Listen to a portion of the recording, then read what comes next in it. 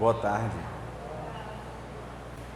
Agradecemos a Deus mais uma semana de aprendizado, de provas, de expiações, de amadurecimento para cada um de nós. Que Deus nos conceda a serenidade necessária para aceitarmos as coisas que nós não podemos modificar, coragem para modificar as que podemos e sabedoria para percebermos a diferença. Que seja feita sempre a vontade de Deus e não a nossa. Evangelho segundo o Espiritismo, hoje nós vamos comentar, enquanto as pessoas estão esperando para o atendimento, tanto para a mesa mediúnica quanto para a fluidoterapia, que os trabalhadores já estão chegando, e normalmente a duração do nosso comentário a gente vai levando um tempinho a mais conforme as pessoas vão sendo atendidas, até para que a gente tenha um espaço de harmonização. É esse o momento aqui agora, para a gente tentar se centrar, ter bons pensamentos, desenvolver um ambiente de bons fluidos que possa ajudar tanto no tratamento das pessoas quanto no tratamento dos espíritos desencarnados que estão aqui para atendimento e que obviamente também vão ser atendidos junto à parte de fluidoterapia quanto à parte de orientação mediúnica. Então saibamos que não estamos aqui sozinhos, nós compreendemos que há toda uma plateia espiritual, há toda uma gama de espíritos que estão sendo atendidos, mesmo que a gente não enxergue, eles estão sendo atendidos. Mesmo que não seja pela mesa mediúnica com os médiuns encarnados, eles estão sendo atendidos. Os trabalhos, eles são orientados e desenvolvidos pela espiritualidade dentro de um centro espírita. Não são feitos pelos espíritas na sua totalidade. Na verdade, nós espíritas só somos os instrumentos. A espiritualidade é que vem colaborando nesse papel. Para quem não conhece sobre o Espiritismo, basicamente nós somos hoje entendidos como uma religião de convergência, ou seja, nós aceitamos a existência de todas as religiões, de todas as crenças, mas nós compreendemos que a vida não cessa, que a matéria é apenas mais uma passagem e que cada encarnação serve para que nós nos tornemos melhores do que nós mesmos a cada dia, sem querermos ser melhores do que ninguém. Então, quanto mais embrutecido ou embrutecidos nós estivermos, mais nós precisaremos de experiências mais similares a nós, ou seja, mais grosseiras, ou seja, dói mais, ou seja, de regra nós tendemos a aprender melhor na fase espiritual a qual nós nos encontramos com a dor. Por isso, os descompassos pelos quais nós passamos. E à medida que nós vamos progredindo, ou seja, que nós vamos provando, mostrando o amor que nós temos ao Criador, nós vamos nos tornando mais maduros. E vamos aprendendo usando a nossa compreensão mais desenvolvida, mais limpa, mais etérea. Então, muitas vezes, se nós fizermos uma análise honesta, sincera, nossa para com Deus, a gente vai dizer assim: poxa, Senhor, eu quero ser melhor, me mostra os pontos que eu ainda tenho que melhorar. Então, na hora que a gente entra numa casa como essa, em que a gente tem que ter uma honestidade absoluta com quem? Com Deus. E para ter honestidade absoluta para com Deus, tem que ter honestidade absoluta para consigo mesmo. E a pior ilusão é aquela em que a gente se ilude. Então a gente tem que ter um compromisso sincero em melhorar. E para melhorar tem que ter um compromisso sincero em enxergar. Tem que ter um compromisso sincero em que, após enxergar, a gente vai querer entender. E que, entendendo, a gente vai usar o livre-arbítrio para assumir as rédeas das nossas vidas e reparar o que porventura a gente desorganizou, a gente vai reorganizar. E com isso a gente vai melhorar. E logicamente que, como nós somos espíritos, que para a espiritualidade eles chamam de espíritos imperfeitos, eles dividem as categorias de espíritos em bons espíritos, espíritos puros e espíritos imperfeitos. Nós estamos na categoria dos espíritos imperfeitos, os que estão reencarnando nesse planeta. Quer dizer o quê? Eu aponto o dedo para o meu irmão. Quem aponta um dedo, fica 3 apontando para si. Com certeza tem coisa errada em você. Viva e deixe viver. Ajude quando você vê que alguém precisa de ajuda, e principalmente quando alguém pedir ajuda. Quando alguém estender a mão lhe pedindo ajuda, que a sua mão esteja por lá. Mas não é para ser a palmatória do mundo, é para você olhar, para que eu olhe para mim e seja melhor. E como é que eu vou ser melhor se eu estou entendendo errado? Eu vou ter que ver as minhas imperfeições, vou ter que ver onde é que eu tenho que limpar, onde é que eu tenho que ajustar, e a partir daí ajustar. Cumprir o meu papel, olhar para a natureza e ver qual é o meu lugar. E como dizia aquela canção católica, quando Jesus passar, eu quero estar no meu lugar. Eu quero estar no meu lugar, é fazer a minha parte. Se é um filho, ser um bom filho, o melhor sempre. Se é um pai, ser o melhor pai, o melhor sempre. Se não foi até agora um bom filho, se não foi até agora um bom pai, uma boa mãe, vai dizer o quê? Que seja o passado, passado, porque eu não posso voltar. Olhar o que é que pode reparar e reparar. O que não pode reparar, dizer, foi assim, infelizmente, me desculpe, mas daqui para frente, como é que a gente faz para ajeitar? Vamos andar. É para frente, se anda. E andar. Porque vão surgir oportunidades para reparação.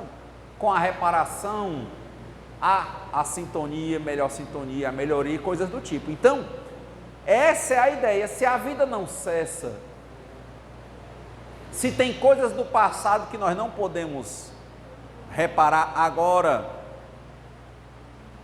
mas que é possível reparar um dia, vem uma nova encarnação. Se for possível reparar nessa, com certeza, quem quiser ver, não é isso? Quem tiver ouvidos, que ouça. Quem tiver os olhos, que veja. Ter ouvidos e ter olhos é o quê?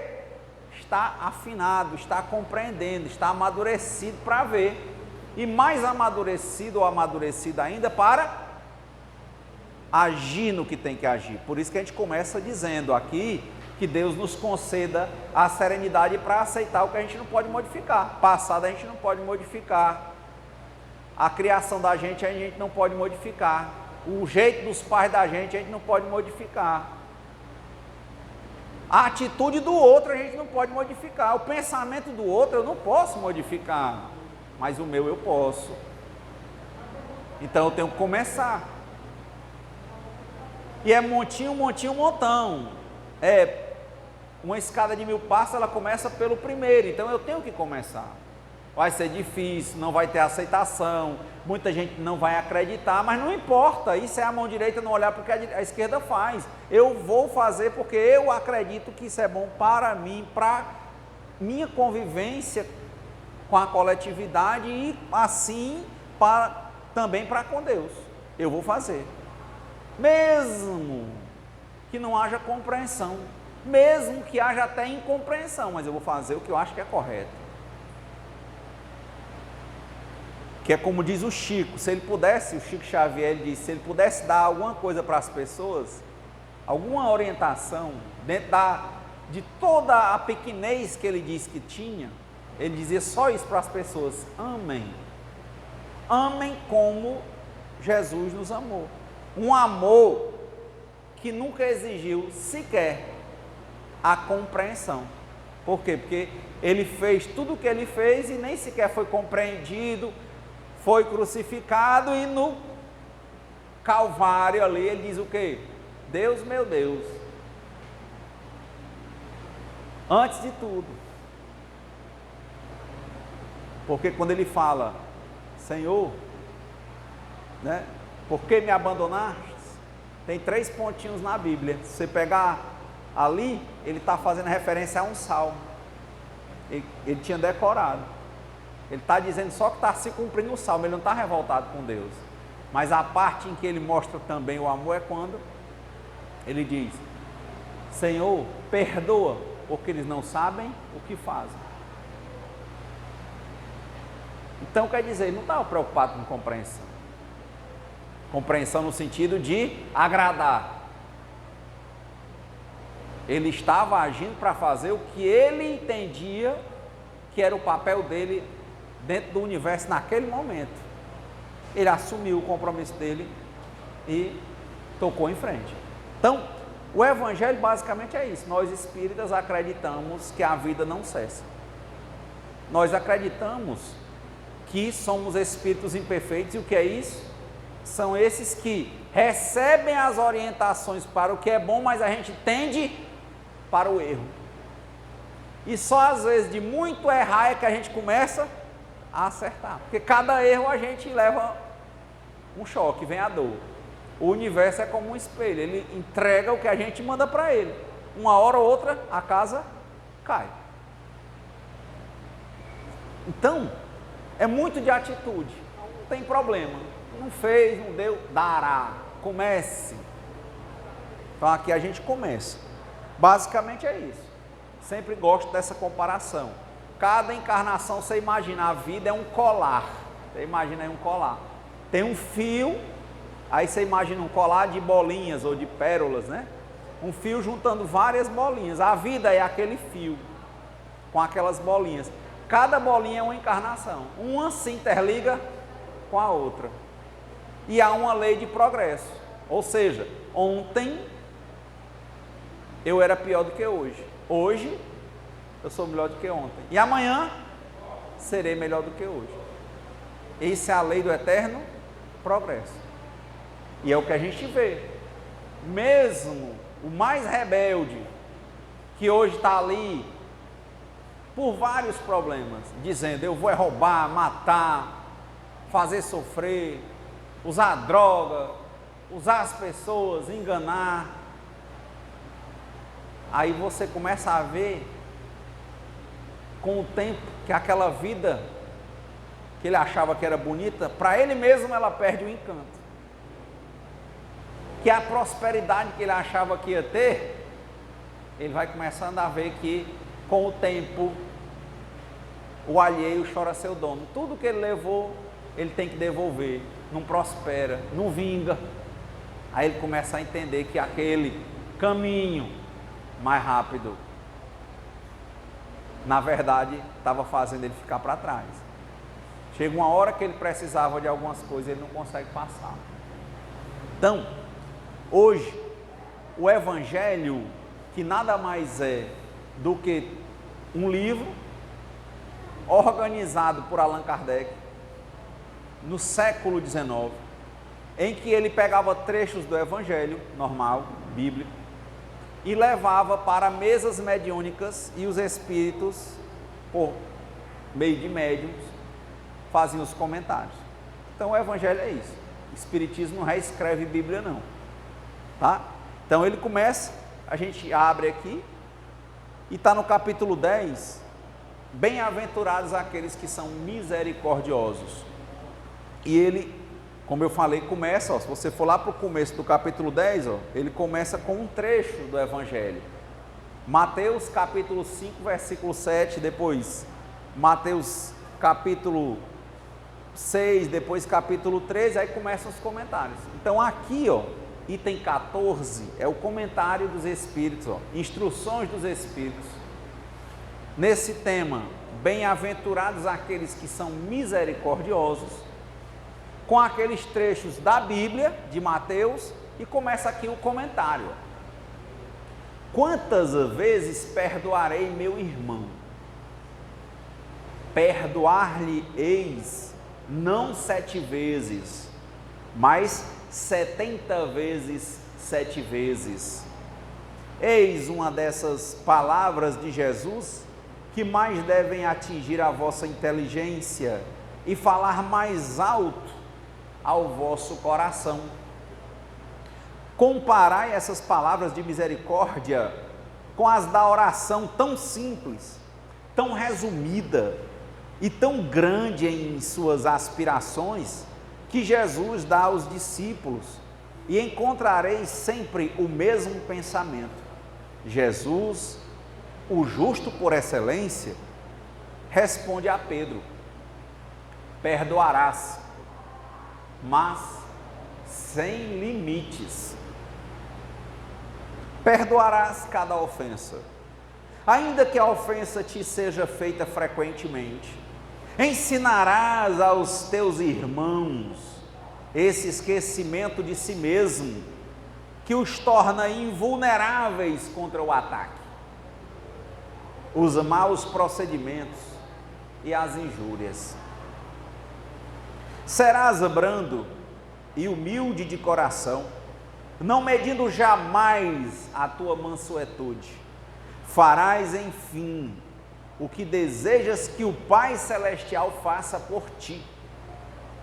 Não tem Ele que te perdoar frequentemente e conta o número de vezes que seu perdão desce para afagar as tuas faltas? Quer dizer, quantas vezes nós não pedimos perdão a Deus? Porque muitas vezes ele diz assim: aquele ali é bandido, ele mata, ele rouba. Mas às vezes a gente usa uma palavra cruel, às vezes pessoas investem na gente, não só em credibilidade, mas confiança, às vezes dinheiro mesmo, e a gente engana. É incompreensão, é ignorância, mas a gente faz. Às vezes é o pai se esforçando para pagar um colégio e a gente gazeia a aula, coisas do tipo.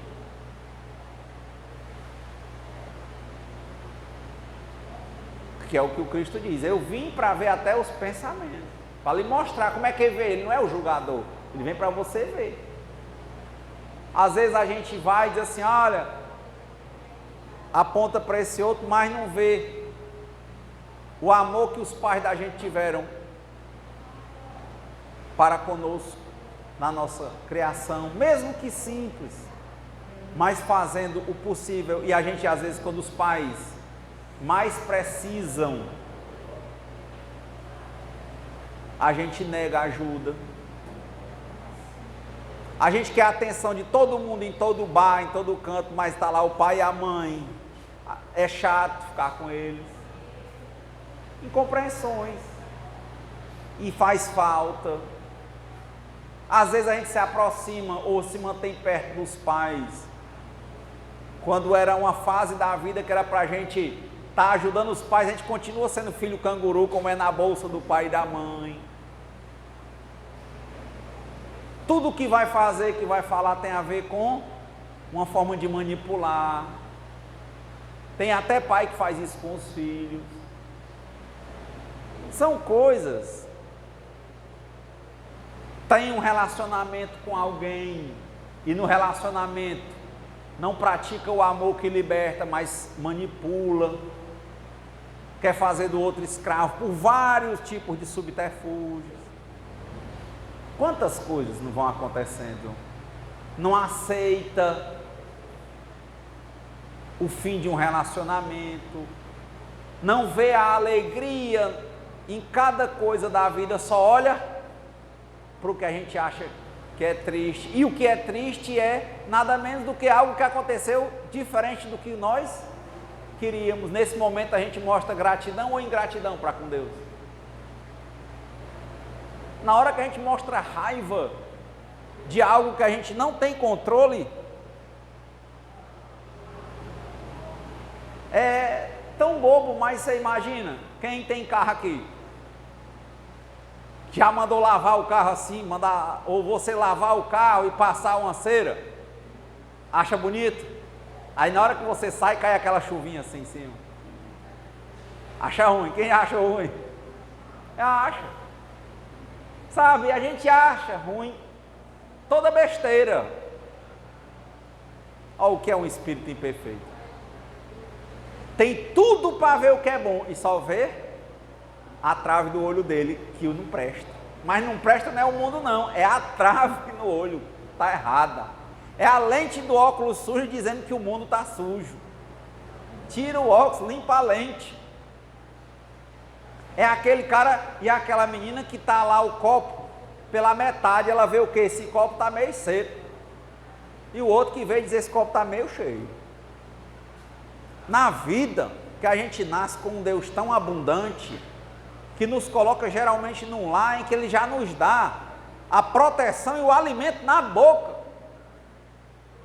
quando a gente não sabe de nada. E quando quem nos protegeu está precisando, a gente joga num abrigo, ou não vai lá, ou está na casa, mas não quer nem saber, despreza o pai e a mãe, só leva para casa tristeza ao invés de levar alegria, só leva problema, mais como dizia lá nas garras da patrulha, igual a dona Vale Escova, mais problema do que um livro de matemática. Só chega perto de pai e mãe, só tem valor quando tem problema. Só chega perto da esposa, ou a esposa só chega perto do marido quando tem problema. Nunca é para mostrar uma coisa boa, nunca é para ver uma coisa legal, é sempre aquele que só vê a trave que está no próprio olho e não vê que é uma trave no próprio olho. Então, ó, por isso que ele vem aqui, ó, perdão das ofensas, porque uma pessoa que faz isso, acha que Deus deve rir, né, dizer, oh meu Deus, é a criança, ele não sabe o que faz. Ah, que bom, né, que ele aprenda. Ele diz, mas Deus é bom e acha graça, mas ele criou um processo, que por mais que eu não acredite que Deus castigue ninguém, é uma coisa muito particular minha, eu acredito que Deus ensina. Mas ele criou uma máquina, essa Matrix aqui, quem viu lá o Matrix, né? Que faz com que tudo que a gente mande, volte. Ele ri. Você despreza seu pai e sua mãe. Você acha seu pai e sua mãe chato. E quando você estava na situação do seu pai e da sua mãe, ele achava engraçado. Ele ri. Aí o que ele faz? Devolve para você. Um dia você vai ter filho. Não? Então, está nas pequenas coisas. É perdoar as ofensas.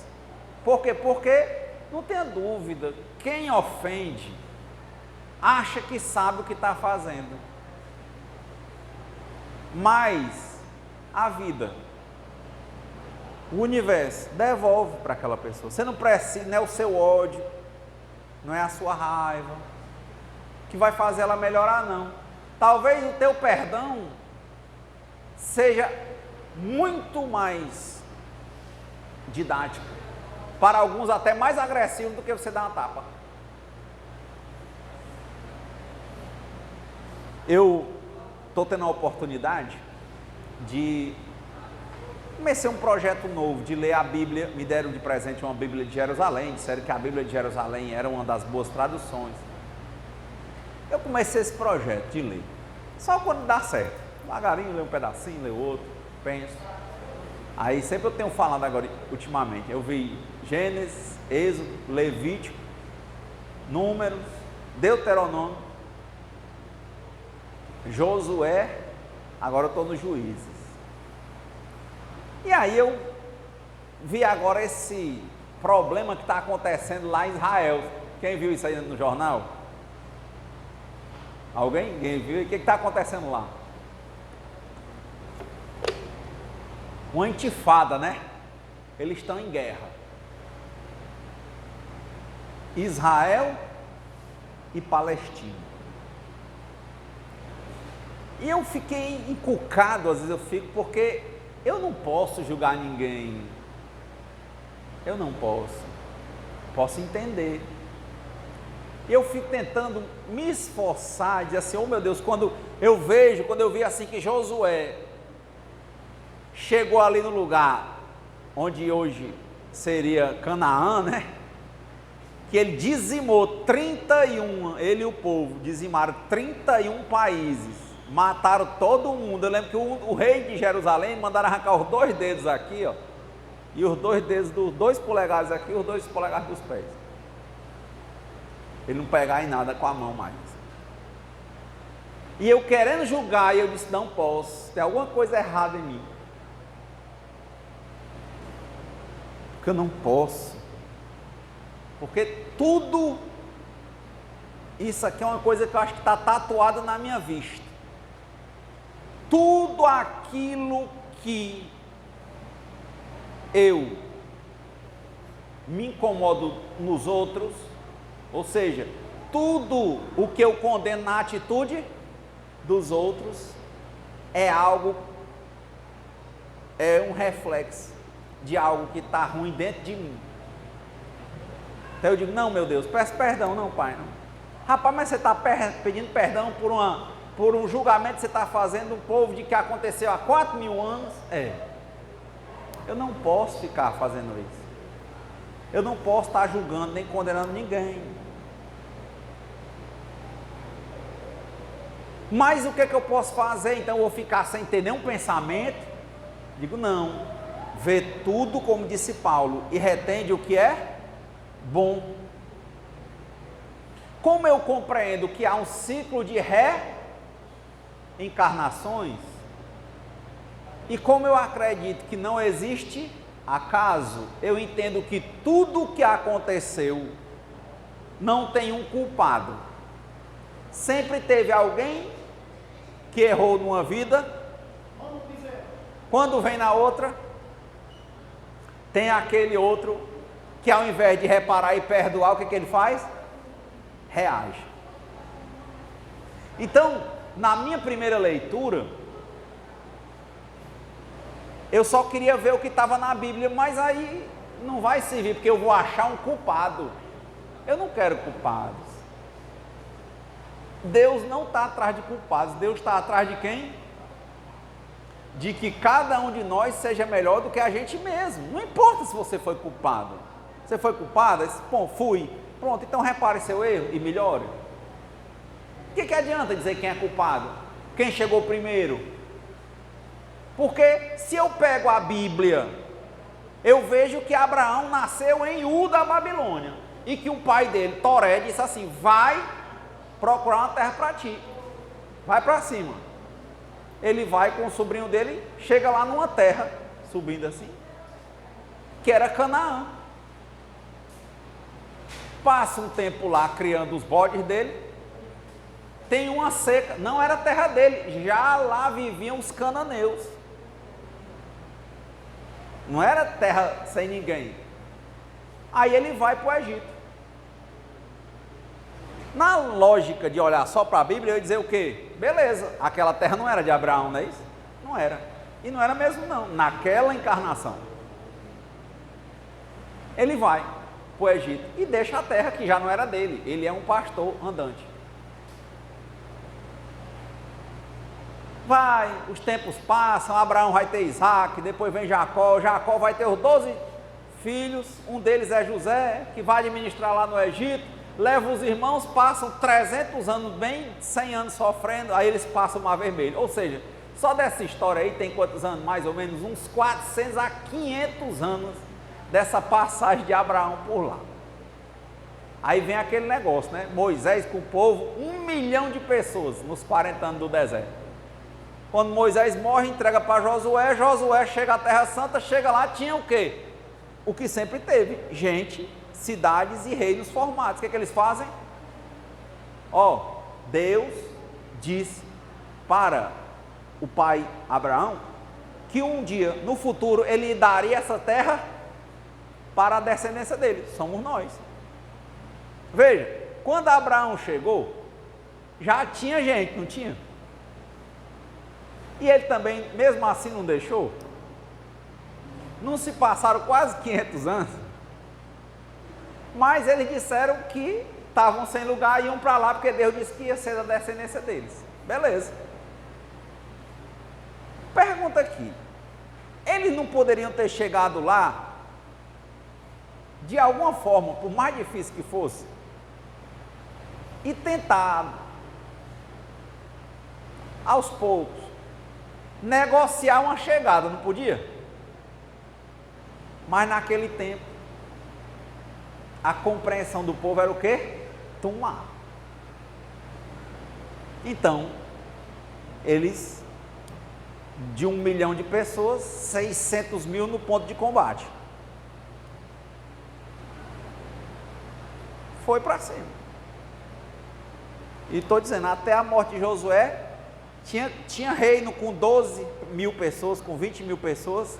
Fala lá com todas as letras. Bota para fora, não. Mata e não deixa nenhum sobrevivente. Está vendo? A origem do povo palestino estava aí, que já estava lá. Mas de novo, eu não posso olhar só para o que está na Bíblia. Por quê? Porque antes da história de Abraão, havia outras, o quê? Encarnações.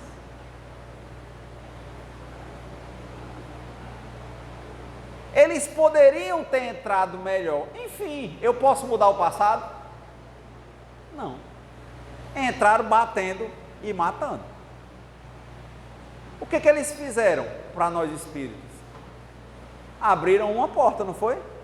Desorganizaram algo que um dia eles vão ter que organizar. Gerou-se ali o que o Cláudio gosta de chamar de karma coletivo, que provavelmente, se a gente tivesse a visão de Deus, a gente talvez ia ver que os cananeus em outro tempo tinham criado algum cisma com esse povo que um dia, noutra encarnação, ia ser hebreu. Porque é um que chamam os indianos de Sansara. É um ciclo. É um ciclo. Não existem inocentes. Agora, o modo sempre pode ser diferente. Depende dos olhos de quem vê. Uma enxada que é usada para arar, eu posso pegar uma enxada, tacar na cabeça de uma pessoa e matar. Deus pode prometer uma terra para mim e eu chegar naquela terra e negociar essa terra. Eu posso comprar essa terra, não posso? Eu posso trocar, mas também pode vir na minha cabeça que eu vou matar todo mundo e vou tomar. Não pode, não? Foi o que aconteceu. Mas na hora que eu faço isso, o que eu estou gerando para mim? Um karma. Se é um povo, é um karma coletivo.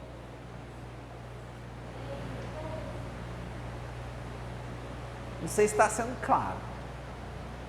Aí você começa a entender como é que pode uma pandemia do Covid, né, afetando o mundo todo, pode ir atrás, que se cada vida é um ajuste da vida que passou para a gente ser melhor, para a gente fechar as portas, aqui tem um karma coletivo. Alguma coisa que a gente poderia ter feito melhor, a gente não fez.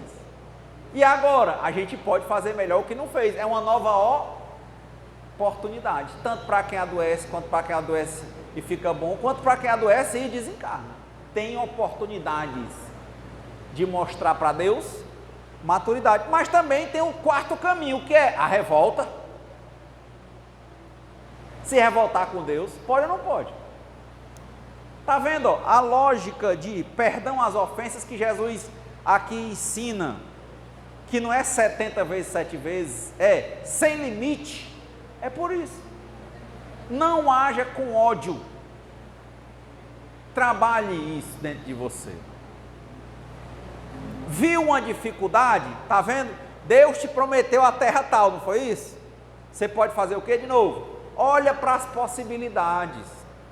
Eu posso chegar lá e matar? Pode. Mas também pode negociar. Pode dialogar, não é isso? Fazer acordo. Mas veja, se nas nossas escolhas diárias, pensa aí numa briga sua com seu pai, com seu filho, com a sua mãe. Na hora que você viu um desafio, um problema com seu pai, sua mãe, seu filho, você poderia fazer o quê? Dialogar, não podia? Ter tolerância, não podia? Ter paciência, não podia? Mas também podia pegar um pau e meter a peia. E muitas vezes o que a gente faz? O que a gente acha que é mais fácil. Mete a peia. É isso. A guerra está dentro de quem? De nós. Que faz com que a gente, na hora que a gente tem um desafio, um problema, que a gente tem no mínimo 4, 5 possibilidades de resolver em paz, a gente resolve logo com o quê? Com violência. Se a gente faz isso, se a gente é agressivo, se a nossa língua é um pedaço de pau com arruma de prego para dar no povo, como é que a gente pode reclamar de nada? É a história que eu vejo lá de Israel. Provavelmente, se tivesse uma história da Bíblia das reencarnações antes, que quem invade na Bíblia são os hebreus, invade uma terra que não é deles, e gera um ódio grande de quem era dono. Já pensou, você está na sua casa, sua família, tudo desenvolvidozinho, chega os caras matando todo mundo e botando você para fora. É igual a facção, né? Pois é. Mas está abrindo uma porta, está jogando uma coisa para o universo que o universo vai devolver. Aí veja, estou contando uma historinha de 4.000 anos. Eu acho que eles tinham, porque nós sempre temos escolha entre fazer o bem ou ser agressivo, não é isso? Eles escolheram a agressividade, abriram uma porta. Aí começa, depois vem os romanos e mete a peia. Quando Jesus nasce, ele está no domínio romano. E vários outros, né? Não foi só romano que dominou eles. E agora é uma confusão de novo. Ou seja, o mesmo bom e velho karma coletivo. Porque alguém pode chegar e dizer assim, eu te perdoo. E o outro que fez algo errado pode chegar e dizer o quê? Eu quero reparar o meu erro. Não pode? Mas quem é que faz isso? Aí tem uma reunião, aí o ministro diz assim, vocês estão apoiando aqueles bandidos. Não é isso? O ministro lá de Israel diz, vocês estão apoiando aqueles bandidos. Aí os palestinos dizem assim, eles é que são bandidos, quem estava em casa, eles tomaram nossa casa. E não foi só uma vez não. Aí fica uma sansara, né? Uma roda sem fim de reencarnações e mortes. E será que na nossa vida, nos nossos karmas individuais, por essa falta de compreensão de que as pessoas cometem erros e que a justiça não é nossa, a justiça é de quem? É de Deus. Joga para cima, ele derruba. Vamos pensar aqui um bicho que a gente acha que é irracional, dinossauros. Os maiores estudiosos de dinossauros, acho que esse aqui deve ser um estudioso de dinossauro, pelo jeito. Gosta de dinossauro, não? Gosta? Conhece um pouquinho? Conhece dinossauro? Ali conhece. Disse que a exterminação dos dinossauros, caiu um meteoro. Se o dinossauro não tivesse morrido, a gente não tinha vivido. Porque eles eram predadores muito fortes para nós, a gente não tinha se desenvolvido. E disse que a poeira que deu e a radiação da pancada do meteoro matou todo e qualquer bicho acima de meio metro, 50 centímetros. Então eles morreram, os maiores. Os que ficaram, a gente ainda vê uns parecidinhos, né? Uns jacarezinhos, uns negocinhos, era pequeno. A gente dominou eles. Porque na evolução, é como se naquele tempo a gente fosse roedores, depois vira macaco, vira assim. Não que a gente volte. Mas, eles viviam matando, não sei o quê. Não te preocupa. O que você joga para o universo é como um espelho. Não é Deus castigando, Ele devolve. Pronto. Sempre nós vamos ter escolha. E, por sermos espíritos imperfeitos, tendemos a escolher mal. E toda vez que a gente escolhe mal e age mal, a gente abre uma porta. E essa porta é um karma, que tem que ser reparado. Se a gente tiver humildade, quando acontecer algo com a gente não vai dizer assim, é porque o fulano é ruim, é o Renato que é ruim, é o Rogério que é ruim, é o Alcides que é ruim. Não. Pai, por mais que eu não entenda, esse rapaz é um instrumento. Um ladrão é um instrumento na vida do que é vítima. Por mais que eu não entenda, Senhor, mas eu sei que com certeza aqui o Senhor está me dando uma oportunidade de algum tipo de reparação, por mais que eu não entenda. É um pai péssimo, é um instrumento. Ele também vai poder escolher ser um pai bom, não vai? Mas de novo, ele pode continuar escolhendo mal. De novo, um dia ele vai receber. Agora a pergunta é, eu que estou falando que sou filho, eu tenho que agradecer a Deus o que me acontece, enxergar, pedir a Deus discernimento para que eu enxergue o que é que Ele quer me ensinar com isso e aprender. Porque a justiça, como eu disse, ela é divina. É sempre um ciclo. Quem entende assim, tende a não se revoltar. Ele fica perguntando, por que a fulana pegou Covid e morreu? Por que a fulana tinha tudo e não morreu? Meu filho,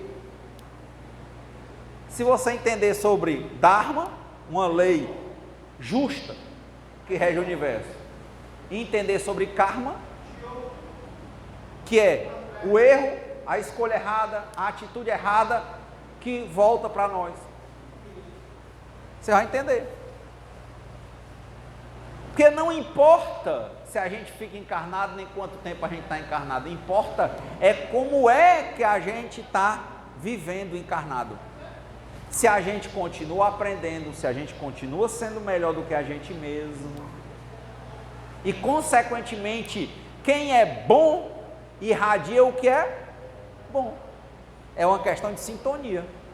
Se o que está em volta de mim é catastrófico, talvez se eu tiver a humildade e a honestidade absoluta comigo de fechar os olhos e olhar a catástrofe que tem dentro de mim, talvez a trave no meu olho vai se desmanchar, o meu óculos vai se limpar e eu vou ver que não é o mundo que não presta. Eu estou em guerra comigo, com o mundo. A revolta não vai me ajudar. A minha revolta não vai fazer com que deixe de a terra girar e ter manhã, tarde e noite todo dia. Não vai. Eu não vou deixar de morrer porque eu estou revoltado. Meu pai não vai voltar, nem a memória dele. Nem vai reaprender a andar.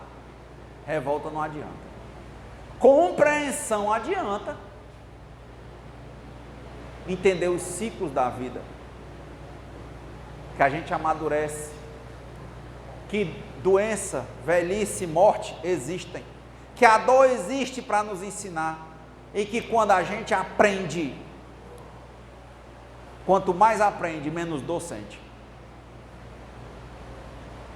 Aí a questão, como quando Paulo caiu no caminho de Damasco, cego, Ele estava primeiro cego de consciência, né? Ele achava que ele estava certo, tinha que matar todos os cristãos. Aí no caminho de Damasco, perseguindo um cristão, ele caiu cego. Ele achava que ele era a espada de Deus.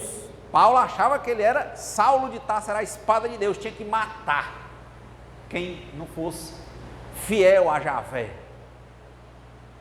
Caiu cego. Aí ele pensa, olha a inteligência de Paulo, quando a dor da cegueira veio, que ele cegou, aí ele disse, se eu cair cego do nada, quem é que me cegou? Só pode ter sido Deus.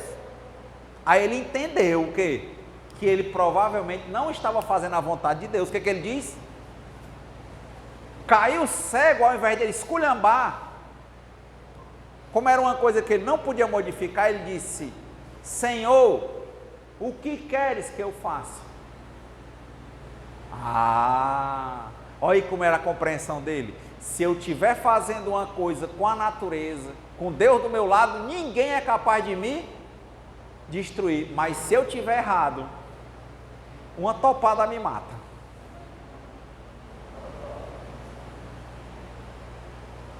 Do nada eu cego. Renato, será que não é um estudo científico sobre deslocamento de retina? A questão é, quando ele caiu e disse, Senhor, o que queres que eu faça? A gente subentende que ele estava entendendo que certo era matar, e era a vontade de Deus, e que quando ele cega, ele viu que não era a vontade de Deus, então ele parou e perguntou, Deus está conosco, mas ele não perguntou, ele estava cheio de preconceitos. Aí ele disse, Pai, o que é que o Senhor quer que eu faça? Eu faço. Aí o que foi que Deus mandou para ele? Vá procurar o rapaz que você está procurando, perseguindo, ele está no canto tal, mande buscar ele, mande ele botar as mãos em cima de você e dizer, abre os olhos. Foi assim? Pronto. A partir dali, Saulo de Tarso virou Paulo de Tarso, o maior defensor dos cristãos, o maior, materialmente falando, responsável por nós conhecermos o cristianismo. Ele escutou. Mas por que ele não perguntou? Porque se você leu a Bíblia, até onde eu vi ali, até onde eu estou, Juízes, era assim mesmo. Quem acredita no outro Deus, mata. É muito claro. Moisés mandou várias vezes, Josué, não tem outra. Os juízes mandam mesmo. Ele estava seguindo aquilo, mas tudo isso era preconceito. E como ele viu que não estava certo, ainda bem que ele viu, ele perguntou, pergunta, e se Deus não te responde, o que é que você tem que fazer? Eu agora estou meditando, já cheguei, eu quero chegar a 1 hora, eu faço 20 minutos, todo dia, quando eu acordo. Eu quero é ver uma coisa que uma pessoa diga assim, e eu falar disso, e alguém diz assim, eu tenho muita dificuldade, meditar até 1 minuto. Isso é porque ali Deus acaba falando com você. Aí ele te diz o que tem que fazer, e nem sempre você quer. Todas as inquietações, uma hora você vai ver assim, sabe o que é? É a gente querendo ser Deus, é a gente não querendo aceitar que a gente faz parte da vida, e que na nossa vida, para a gente aprender, tem dor, velhice, doença e morte. Quando a gente aceita que a gente é passageiro, que a vida material é transitória, que quando a gente está com uma dor, a gente diz assim, tudo passa, mas a gente tem que lembrar que a gente também passa, e a gente tem que se desapegar. Pronto. Num jogo de compreensões, para concluir, com certeza a gente começa a ter atitude de perdão. Primeiro, porque eu acho até que se a gente tiver uma compreensão bem aguçada, a gente acaba não tendo que perdoar nada. Porque na hora que acontece uma coisa com a gente começa a ser igual a Paulo, como é? Senhor, o que queres que eu faça? Por que eu peguei o Covid? Opa, como é que estava sendo minha vida? Eu estou feliz? eu estou alegre, eu sou grato, eu sou humilde, eu faço o bem. Não responda para ninguém, converse com Deus. Agora tem isso, você vai se enxergar.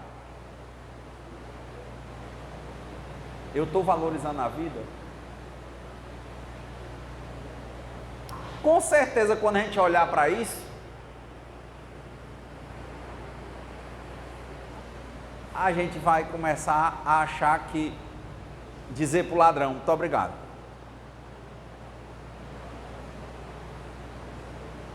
É coisa simples.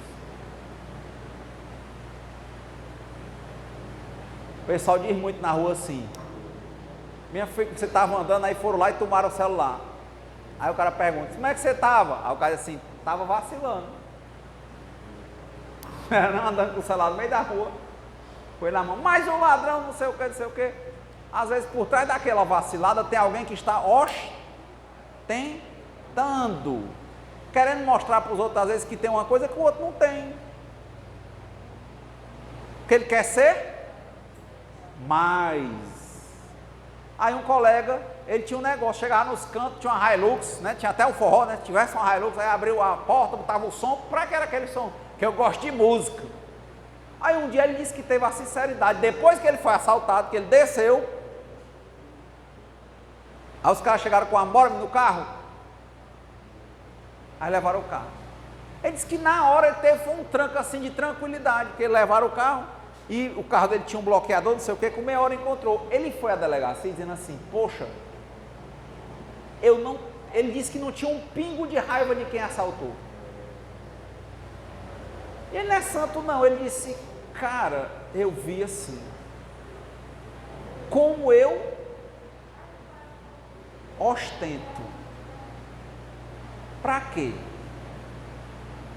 Ele teve a sinceridade de olhar que ele botava aquilo ali, não é porque ele gostava de som, não era, ele teve a condição de conversar com Deus e olhar, que ele queria era mostrar para os outros que ele era mais, que ele tinha dinheiro, que ele tinha uma Hilux, que tinha um som.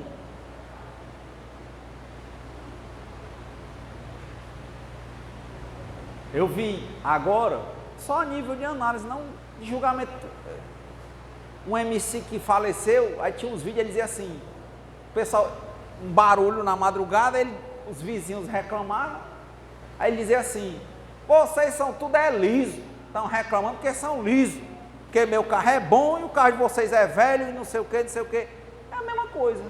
Quantas vezes a gente não ostenta? Está vendo? Quando a gente está ostentando, é porque a gente não presta? Não. É porque a gente está entendendo errado a natureza das coisas. Deus não tem raiva não, Deus vai ensinar. É por isso que tem gente que diz assim: por que esse aqui tem, nunca foi, e esse aqui tem, e foi roubado. É o modo com que ele entende a matéria. O outro às vezes tem desapego, ele não vai aprender nada se roubarem ele, e aquele tinha que levar um empurrãozinho para entender. Aí pronto, ele disse que passou por isso, nunca mais foi assaltado. Ele disse que na outra semana não ficou com síndrome do pânico, andou lá no bar, anda, depois deixou, foi de beber, e disse que não bota mais assim som não, perdeu a graça para ele. Mas por que perdeu a graça? Não foi medo, ele disse: é porque ele viu que ele estava querendo lá no fundo humilhar as pessoas. Ele foi grato. O que eu achei mais interessante é que, como ele entendeu na hora, com meia hora o carro estava na mão dele, foi só um susto. É assim. Tudo que acontece com a gente é para nos ensinar. Por isso que Jesus fala: amai aos vossos inimigos. Por isso, alguma coisa a gente fez, seja nessa encarnação ou em outra. Quando a gente assume E ao invés da gente devolver raiva, a gente devolve amor, a pessoa tende a mudar.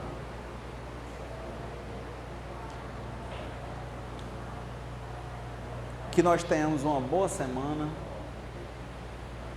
que nós possamos ser, enquanto a gente não tem compreensão para respeitar os outros mesmo e para amar as pessoas como elas são, que a gente tenha ao menos tolerância. Que nessa semana a gente não seja esse que está sempre em cima dos cascos. Quando a pessoa fala uma coisa, a gente já acha logo que é burro, fala logo gritando, esculhambando, querendo humilhar. Se a gente já puder ser amável, a partir daí, eu tenho certeza que se a gente puder dar amor, o universo vai ser o mesmo espelho e o amor volta. Muita paz. Quando todos os meus medos já não cabem mais em mim, quando o céu está de bronze, parece que é o fim, quando o vento está revolto e o mar não quer acalmar, quando as horas do relógio se demoram a passar, muitas vezes não consigo os teus planos compreender, mas prefiro confiar sem entender. Eu creio em ti. Eu creio em ti. Eu olho pra ti, espero em ti.